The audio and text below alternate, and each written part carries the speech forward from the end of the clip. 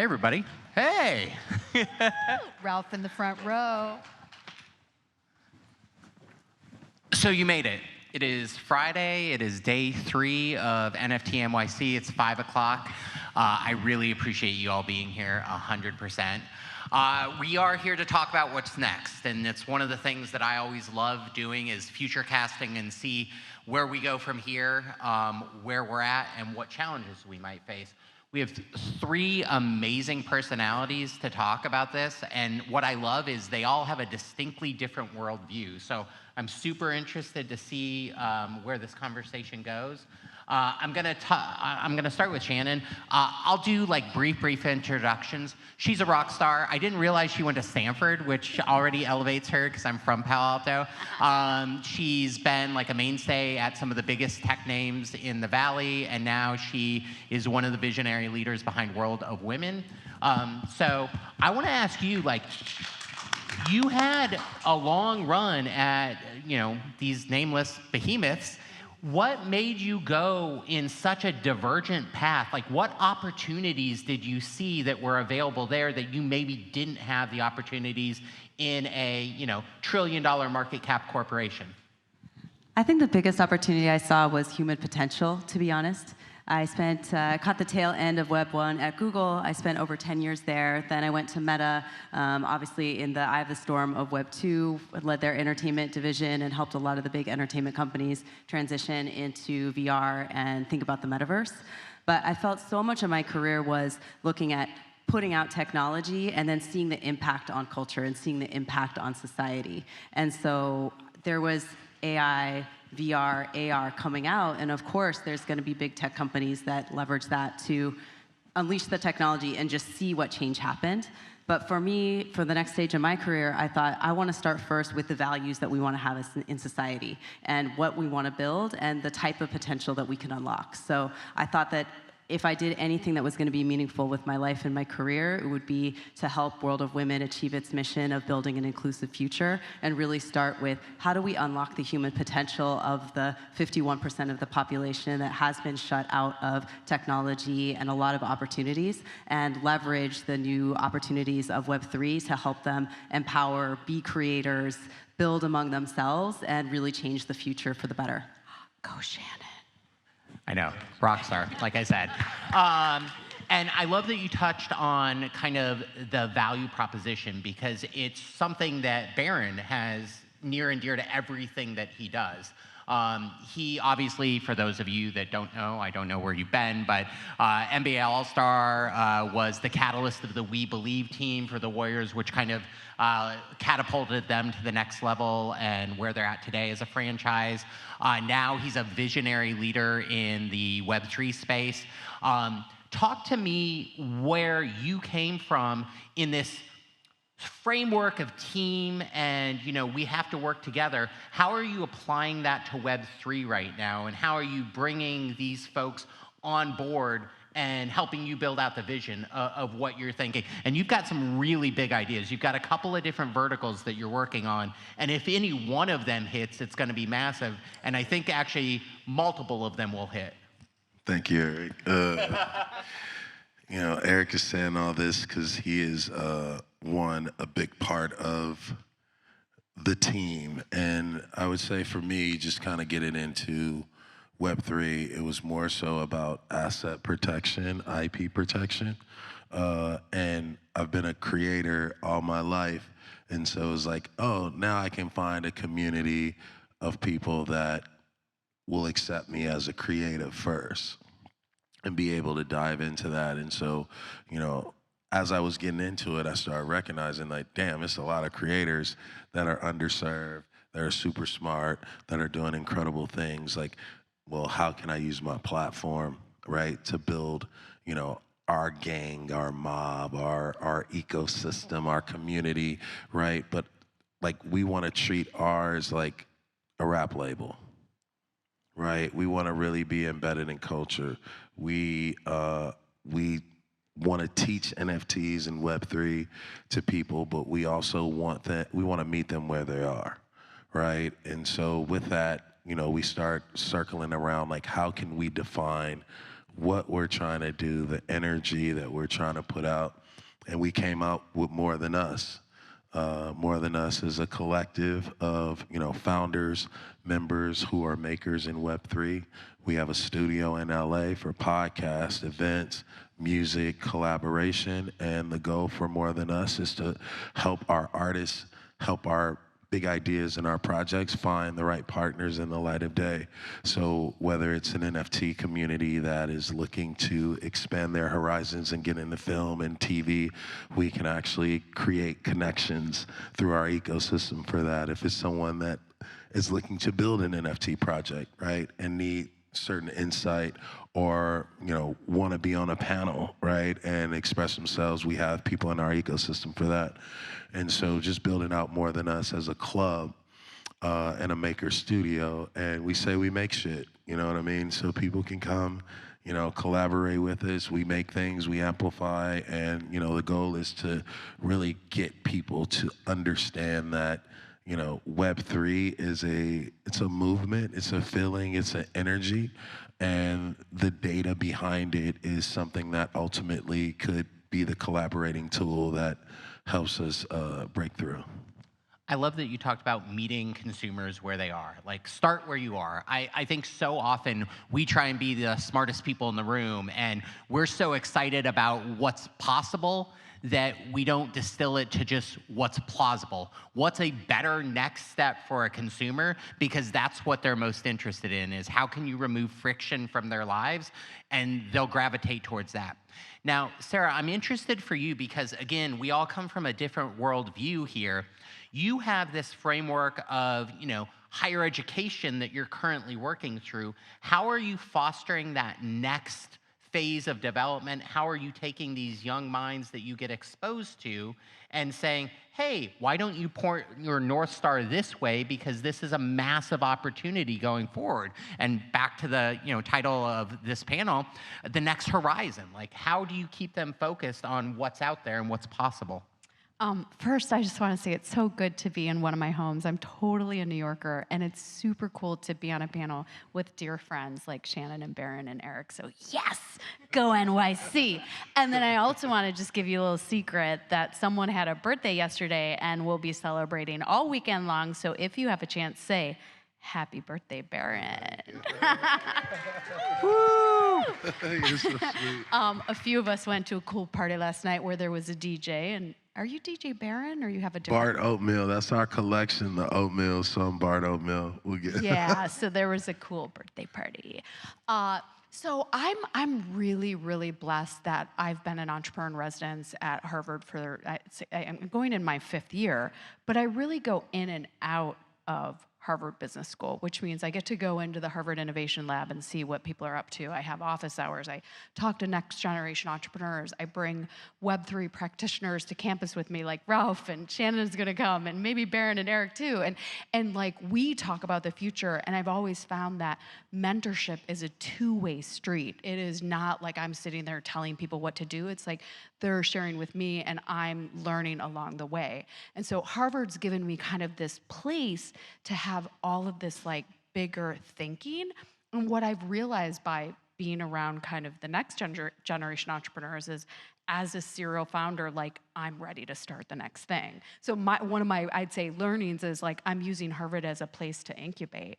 And I'm going back to what I learned there when I was first a student on scholarship, getting my Harvard MBA, to what they may be teaching today, what people are thinking about today.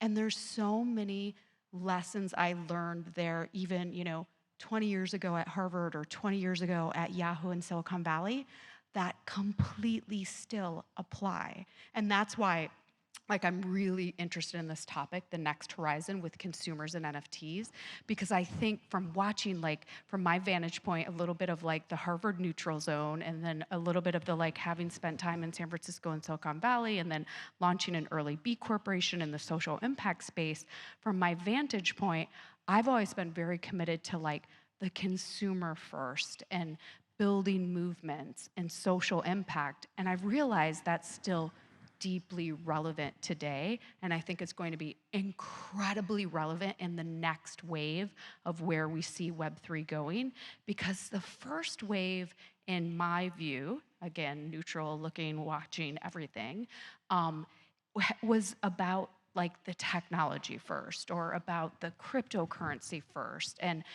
about the revolution first, which we're all in the revolution, and I'm signed up for the revolution for sure. But I think that the next wave in my mind is like, what about the consumers and the creators first, right? And so I'm using, many of us are dropping the, the terminology NFT, because really it's like, what's the application you're even talking about? Are you talking about a ticketing service, or an insurance contract, or digital art, or music, or, there's just so many applications. It's confusing when we try to call them all NFTs. So there's partly that wave that I see in front of us. And then I just see that if we design the way we used to think about it at Yahoo, which is really human-centered design before it kind of became design thinking, you're really starting with like, what value can we provide? How can we be of service first? And then you start to say, you don't use the word NFTs at all. You're talking about the products of the future, and you actually aren't really talking about the blockchain. Like, I've been saying it for a while, and I finally saw it in a pitch just actually recently where, the young entrepreneur got up and said, we're blockchain agnostic. And so I think we're going to continue to hear that, because at Yahoo 20 years ago, we did not say, do you want JavaScript with your email address? Okay? We just said, here's the beauty of email and the connections you're going to get and the value. And so that's what I see in this next wave. And I think coming at it from like this neutral, academic, step back, study the universe kind of position I've been in for a few years, it gives me this interesting like macro viewpoint. Shout out to Sun Microsystems, JavaScript. Anyways, so I think that's really interesting that you have such an amazing lab that you get to kind of play in, that is Harvard Business School. So all three of you have on your resume affiliations with some of the most successful organizations in the world. The NBA, Meta, Yahoo. Success leaves clues. And so what clues have you been able to pick up from those organizations and either want to or have applied to what you're doing today, specific to bringing consumers into this? Because again, I think that we do a poor job of onboarding people. We get so caught up in the nomenclature, like, oh, it's NFT, or it's this, or it's on Polygon, or Solana, or ETH, or yada, yada, yada. Like, what's gonna be that easy, roomy way for people to just say, hey, that's cool, I want to be a part of that? And this is for all of you. So I'll jump in because this is a Yahoo learning. I just, from like being around product marketing and consumer marketing very early at Yahoo, and you'd sit in a room and you realize that we were not, yeah, you called it building a brand, but it was really about a movement. It was really about what are the core values, what do we stand for? And so when I went off and started Sweet Riot and early B Corp, I was like, I'm not using the word brand. I mean, branding started with like putting, cows in like a brand with a branding stick, and this is a very old word. Why are we even using the word brand? And I still say that today. It's like when I gave a TEDx, it was like not about like, let's stop saying build a brand, let's build movements. And so, but that's rooted in Yahoo thinking and realizing that A, the word brand is super old. B, it's really about like what are the values and the inspiration you're trying to create. And Yahoo had that. It really had it from the very beginning. We were all Yahoos, working on at our Yahoo campus in Sunnyvale, California. And like David and Jerry, the founders, were in the cafeteria every day, and they were like one of us. And we had this like very approachable, beautiful culture, which also showed up in the way Yahoo operated. Now, what didn't work well is turning over CEOs and, not having the right perfect exit in the end, right? But Yahoo, even today, when I meet people that have been at Yahoo, like we have this very like, right away, this deep connection around being Yahoos and this beautiful culture that David and Jerry created. And that was the foundation of the brand. It wasn't this fabricated thing. I love what you said about there's clues and there's lessons that you learned, and especially when you cut your teeth early in your career, it leaves an impression. I think one of the impressions of my early career at Google is how how focused it was, and it was called the user, right? It was like, is it faster for the user? Is it easier for the user? Like, how can we make the Google homepage as simple as possible so that when the user comes in, they can type and they'll get their information immediately? But I think what's really different is, I mean, even this name of this panel, consumers and NFTs, like, our communities aren't users. They're not consumers anymore. They're creators. They're communities. They're giving as much as they take from a community. I mean, I see WoW members here, and I mean, we learn all the time from our community, right? They take the WoW IP. I mean, this is an example. This is a WoW owned by Eva Longoria. She took her WoW. She used it. She modified it. She put it on a T-shirt. She sold it for a charity she was passionate about. And I think having this different relationship with your community where you're relentlessly serving them in the same way that some of the big tech companies have and making it easy and simple, but you are also creating paths of opportunity to listen to them, to support them, to help them create products that they can then sell to other communities that share the same passion. So I think that the focus is the same in terms of empowering people, but there's just more opportunity because the tools are different and the communities are empowering in a way that has never happened before. Still, that's great. I would say different. I come from the NBA, so over 25, maybe, over 20 years being in the NBA. And I would say when we think about the consumer, we think about, they're called fans. You know what I mean? And if you look at, I love history. If you look at, the test of time of history, it was, you got a ticket, you go to the game, watch a basketball game. Bought a Coke, bought whatever you needed, right? Then that turned into the games being on television for free. Now you fast forward ahead and you look at the NBA going into, probably their new collective bargaining deal with ESPN or Amazon and all these streaming companies. Now you have streaming, right? So I think the clues that the NBA are leaving it behind is that, especially for like the NFT and Web3, is that their real utility's already there. Right, and so when you think about a ticket, you think about a rewards, you think about fans shooting on the court after the game, you think about the jersey, right? I think now the NBA is trying to figure out how do they incorporate the key influencers, the legends, the storytellers, the brands, right? Because, they've always been subjugated to 10 or 12 brands that have to represent the NBA to take advantage of brand dollars to, project their brand across the globe. Now they have NBA Africa. There's NBA France. There's NBA India, right? Now they should be able to be the marketplace, right? So no offense, you don't need Yahoo if you do it right, right? You don't need Meta if you do it right, because you've actually built a destination that people can interact and have an experience and a invaluable experience and share in a moment in time. So where are all the clues lying? There are a ton of potholes, when it comes to Web3 of how to service that community and really like close the loop, right? Is it through your ticket?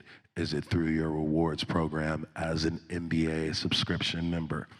My girlfriend, she's a content creator, sneaker influencer, right? Do you get an opportunity to sit courtside with someone that is a part of the culture but is a fan of the game, right? I've spent 13 years in the NBA, and I'm still buying NBA jerseys. I bought John Morant's jersey. I'm buying shit for my kids, video games, plugins, power-ups, right? So as a fan, like, I should have some type of rewards points, you know what I mean, with the NBA and all their partners, where at least I can get a free John Morant jersey. They're incredible to find. And so, like, the fan is now the culture. The culture is the lifestyle. And for us in LA, like, basketball was always a part of the lifestyle. Entertainment, sports, rap, all that shit was like, it's just LA. It just defined you by how you dress, how you interconnected with people.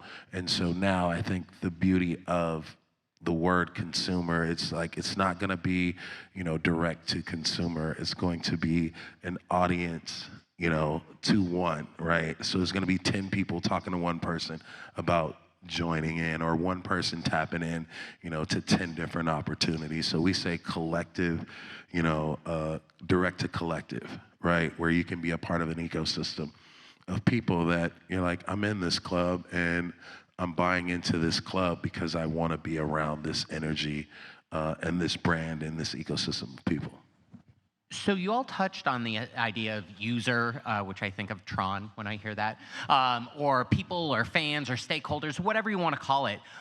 Historically, that's been a one-way street. A company X wants to sell to those people and extract revenue.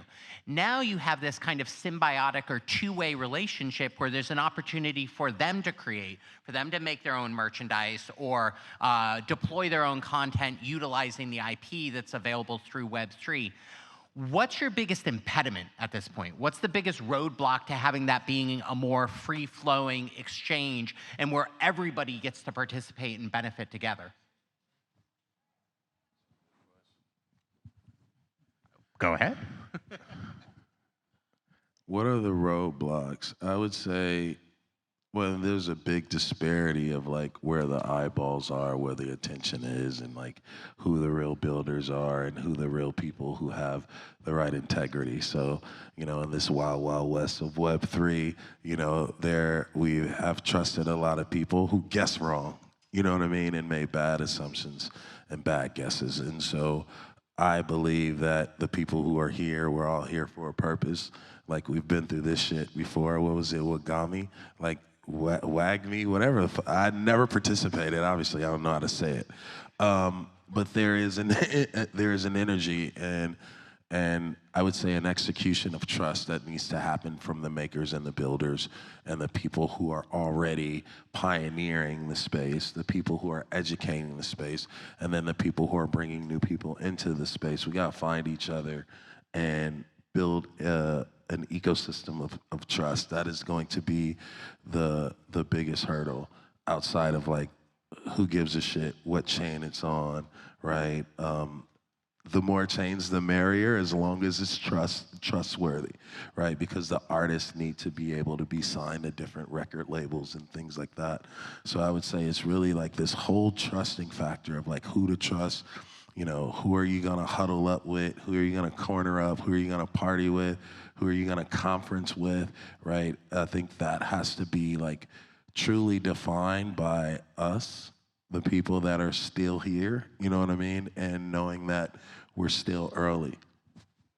So I absolutely ditto Baron. I mean, obviously, I don't want to talk about SBF, but I think when things like that happen, it hurts the space, right? Because it's like this circle of trust is radically broken. And then suddenly people are losing capital, and capital that could have been going to great, meaningful, values-driven projects has just literally blown up into, an island in the Bahamas, right? So I think really we want to, like, I 100% agree that we have to keep trying to really partner with integrity, with people with integrity, with the right intentions, who are trying to truly build a movement and a revolution that can have a positive impact on the world. And so I think a lot about that the trust. And I think the other challenge, which, maybe relates to a dictator in Russia, but world uncertainty, right? We still have this world uncertainty. And so there is a fog over, kind of markets. There's a fog, over the Ukraine. And I think we need to acknowledge that it's demotivational for a lot of people in the world. And so it demotivates creators, artists who are so sensitive to the things going on. I was married to a French artist for many years, so I know how he internalizes everything. And so we can't ignore the fact that we still have that happening. It may not be next door the way it is if you live in Europe, but it creates this cloud of uncertainty for people. Shannon, take us home. I think there's the macro trust, but there's also the micro of practice. I will admit, Baron, I'm a huge basketball fan. I've been really trying to hold it together. I'm a Warriors season ticket holder. I'm a holder of World of Women. And I feel like, to get to the level that you are, I mean, you know how much practice it takes. And I think that we have the tools right now to empower our communities with IP. So for example, with World of Women, of all of the top 30 NFT communities, World of Women was rated as having the most permissiveness into our IP rights, which theoretically means that you would see the most licensing, the most iterations of WoW, IP by holders. But we actually don't have as many products in the market as we would have thought by holders. Yet, exactly. We have some great innovators that are doing it. Sakari Green Juice is a great example. He's created a green juice with his WoW. He's out there trying to empower others in learning how you can use these IP rights. But we also have to realize that we're in the early days, and we're going to try some things. We're going to get it wrong. We're going to find out what's right. And I think giving us that grace of we need practice, we need those reps, we need to spend that time to build that muscle, and we don't need to be too hard on ourselves. We just got to put in the time. Love it. All right, go Dubs. And with that, let's thank this amazing panel. Thank you.